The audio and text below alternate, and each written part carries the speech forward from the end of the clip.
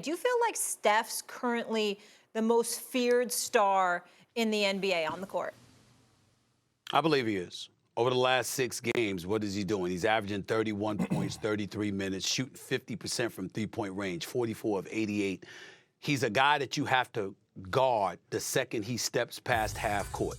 There is no spot, there is no range that he can't destroy you from. He can create his own shot. He can spot up. He can catch and shoot. He's unbelievable. He's the greatest shooter God has ever created. And I've said that on many, many occasions. And I mean it with every fiber of my being. He is something special. And he's box office to the extreme. I just look at him, and then I take into account, fellas, his experience. He's a 4-time champion. He's been to 6 NBA finals. He knows what it takes, and he knows what's required. And it's one thing for him to be battling to get into the mix, get into the postseason. But once he's there, considering how the game is called, considering favorable calls that will come in your direction courtesy of referees, the marksmanship, the free throw shooting as well, the shot creativity, et cetera, and the way it forces opposing defenses to have their heads on a swivel. And we see most teams in the league struggling to defend. We see more points than ever being scored and what have you. I just look at it from that perspective and not taking away from the greatness of anybody else. But when I say fear, guys, what I'm saying is imagine him at his best. I'm talking about when everything is just clicking, which is obviously plausible because we've seen him do it before. And I don't know anybody who should be feared more, to be quite honest with you. Luka Doncic, in my opinion, is LeBron James minus the athleticism. When you talk about being able to take control of the game, being feared by the opponents, is nothing that you could do to stop this man.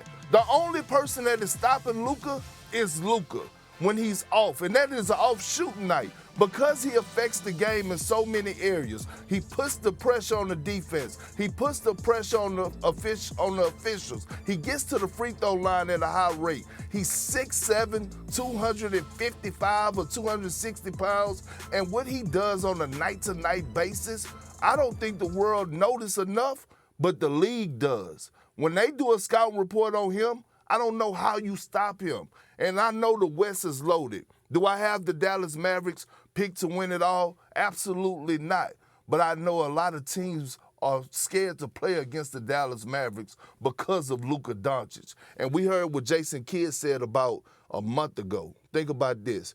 He compared him with LeBron James, Magic Johnson, and one other guy I'm missing right now, but I know those 2 names popped out. Michael Jordan. Oscar? He said, no, it was Jordan. He threw out those 3 names, and Jason Kidd was called everything under the sun.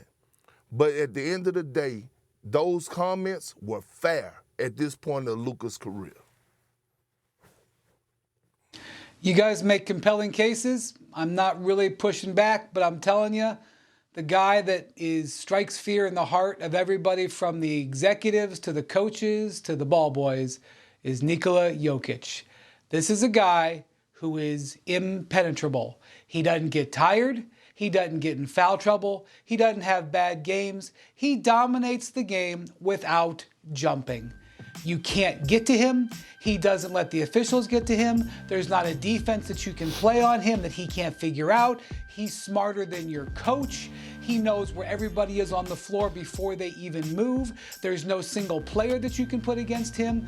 When he is on, he's unstoppable. When he is off, he's almost impossible to beat. I'll just give you last night. You guys know what he did last night? And Luka had a great game last night, and Steph had a great game last night, and Shai Gilgeous-Alexander had a great game last night. Jokic had one of the most impressive performances in the history of the league. 15, 15, and 15 on 10 of 10 shooting on a Thursday in February. And my God, what he does on Thursdays and Sundays and Mondays in May and June, there's just no way to stop him. There's no defense that you have that can deal with the way he can take you apart by the shot or the pass. He's killer when it comes to efficiency, and he has no remorse. He does it without emotion, without change of look on his face. That is scary. Well, that's fine. And that's a very compelling argument. And I guess one could argue that all three of us are not wrong, but let me say this to you. Your guy, Wendy, has a title. Your guy, Perk, is looking for one. The guy I pick's got 4 and 2 league MVPs. And oh, by the way, he's 35 years of age, and he knows that the years are going by. Tomorrow's not guaranteed. Luka's got a long road ahead of him. Jokic got a long road ahead of him. The end is drawing near in a lot of people's eyes when we talk about the Golden State Warriors. You yourself, Perk, said the dynasty is over. You already declared that it was over already. Steph Curry is saying, hold on for a second here. Hold on for a second here. And at 35 years of age, I will ask rhetorically, do you see somebody in better shape? Do you see somebody that moves more without the basketball, that runs around more, that runs up and down the court more than he does and looks as fresh as he does in taking people apart? I would take that into consideration as well. And I'm telling you right now, Jokic is something special, but so much is contingent on Jamal Murray. When he and Jamal Murray are in the lineup together, they're like 28 and 14. When one of them is missing, they're a 500 team. Luka Doncic, I would say to you, Perk, pace of play. He plays at one pace. He has the power to dictate pace against most opponents, which makes him every bit as phenomenal as you proclaimed. But that's his pace. With Steph Curry, what pace you want? It doesn't matter. It doesn't matter because that's what he brings to the table. That's my argument, and that's why I will go with Steph Curry as being the most feared. Is there more pressure on Giannis to win that second ring? Hell yeah.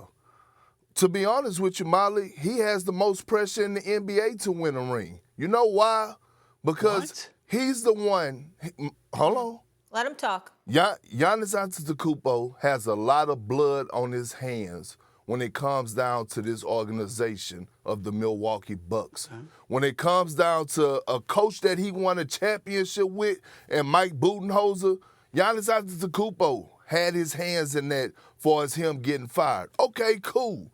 Now you wanted a new coach. You signed off on Adrian Griffin. Adrian Griffin was fired with a record of 30-13. They were second in the Eastern Conference when this man got fired. Giannis, you signed off on that.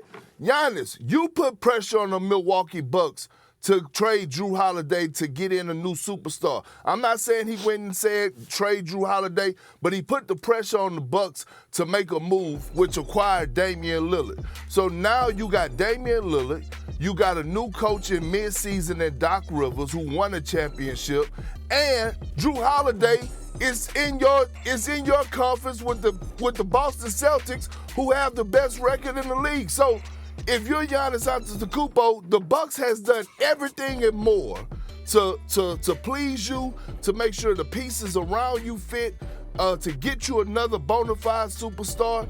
You have the most pressure in the entire NBA to win the title because of the situations I just told you about. That might be one of the most ridiculous takes you've ever uttered on national television. That don't make no damn sense, respectfully. What you mean? That's what. First of all, listen to me. Number one, okay, and number two, you look like you sweating a little bit already. So I need the makeup artist to get to you and all that stuff. I know you know Stephen A. Stuff, but you ain't got the sweat. This is early in the morning. Don't you get sensitive with me? You get on me all the time. I can get on you in the morning, damn it. Don't you try to get sensitive with me, Big Perk. Don't you try to get sensitive with me. Here's the deal, bro. I get what you're saying. The nuggets of intel that you threw out there are not to be disputed. But the operative word is more. I'm not trying to act like those things did not transpire under Giannis's watch and he doesn't have pressure because of it. But you can't compare that, particularly the way he's playing, to the pressure that a Doc Rivers or a Damian Lillard has. Damian Lillard has never been to a finals, let alone won a finals. We understand that we didn't expect but so much because we had to wait to see where Drew Holiday was going to land once they acquired Damian Lillard and they were willing to move on from Drew Holiday. And he ended up landing with the best team in the East in Jason Tatum, Jaylen Brown, and the Boston Celtics. We get that. But that doesn't mean that Damian Lillard's greatness can't offset that. And considering the fact that he is so great and he is a closer, and what you even projected the Milwaukee Bucks to be once Damian Lillard had first arrived. We can't ignore that. And then we got to talk about Doc Rivers. I love him dearly. I've known him for decades. You played for him. You won a championship under him. You went to 2 NBA Finals with him. Had you not been healthy, had you not gotten hurt, along with others like Rasheed Wallace and others, as far as I'm concerned, y'all might have won it again. But here's the reality. 3-1 leads. You've lost them. 5 consecutive Game 7s. You've lost them. This is the bottom line. And when you look at Doc Rivers and the shrapnel of criticism that has been aimed in his direction, because he's got this job in the middle of the season and what have you, despite the fact that Adrian Griffin was 30-13, we know that was about Giannis, who wanted to coach and then not wanted to coach. We get that. But in the end, if you're Doc Rivers, I've said this before, and I'm going to say it again. I believe maybe not this year because there's a lot that's happened. But if Doc Rivers doesn't deliver a championship to Milwaukee, I don't think he's going to get another head coaching job. I think this is his last stop. I think this is his last stop. So because this is his last stop, and Damian Lillard has never been in an NBA Finals, I think there's more pressure on them than a league MVP, a former league MVP, who's averaging about damn near 30, who's arguably the most dominant force in the game. I don't think there's more pressure on Giannis than it is those two.